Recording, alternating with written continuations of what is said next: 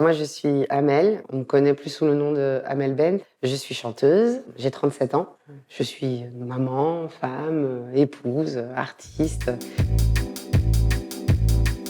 Je pense que quand on commence une carrière en tant que personnage, en tout cas public, très jeune, c'est un âge où on commence à se demander un peu qui on est. Moi, j'avais absolument pas de nom à donner à mes ressentis. J'avais absolument aucune solution.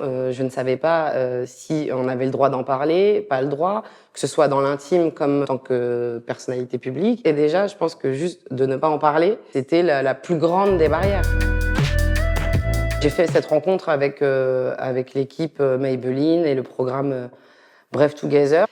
Et j'avoue que la première interview que j'ai donnée à l'époque à une femme qui travaille à l'UNAFAM, en fait, c'est la première fois que, en tant que Amel Bent, donc dans mon costume d'artiste, eh ben, j'avouais tout simplement que moi aussi, je peux être fragile et j'en ai jamais parlé.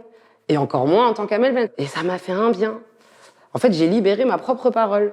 Quand il a fallu diffuser la vidéo, j'étais, j'avoue, très à cheval sur les commentaires. Et puis en plus derrière, quand j'ai vu, mais merci d'en avoir parlé. Tellement de gens, du coup, qui se sont sentis comme moi, c'est-à-dire juste pas dans une case bien prédéfinie de ceux qui vont bien, ceux qui vont mal. De toute façon, je monte sur scène et je vais dire aux gens, regardez-moi, je m'en suis sortie, vous pouvez faire la même chose. C'est là juste l'énergie que j'ai envie d'envoyer, même quand c'est pas mon énergie du moment. Depuis l'année dernière, même sur scène, je dis, je sais que je suis pas la seule. Parfois, je vais même arriver sur scène en disant, là, par exemple, aujourd'hui, c'est un jour sans. Me demandez pas pourquoi, c'est comme ça. Pourtant, je suis la même Amel Bent qu'hier, qui a chanté hier, mais aujourd'hui, je vais chanter avec cette anxiété. Et ça me fait du bien de vous le dire, en fait. Je peux avoir un problème à un endroit de moi, en étant tout à fait équilibrée, heureuse, mais je peux avoir des moments où ça va pas. Et en fait, quand déjà tu assumes de le dire, pour moi, déjà, j'avais fait un grand pas dans ma vie.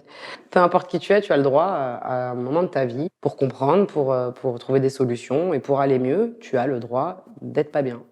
J'essaie de ne plus me renfermer sur moi. On va dire que mon premier réflexe a été de maintenant, je vais parler. Et puis en fait, je me suis rendu compte aussi que quand on en parle, déjà, ça désamorce tellement de choses.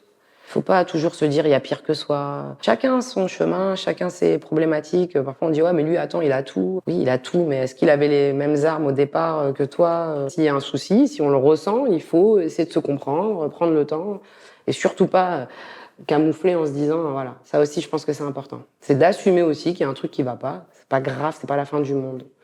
Il y a des clés pour avancer, s'en sortir. Ça aussi je pense que c'est important à dire.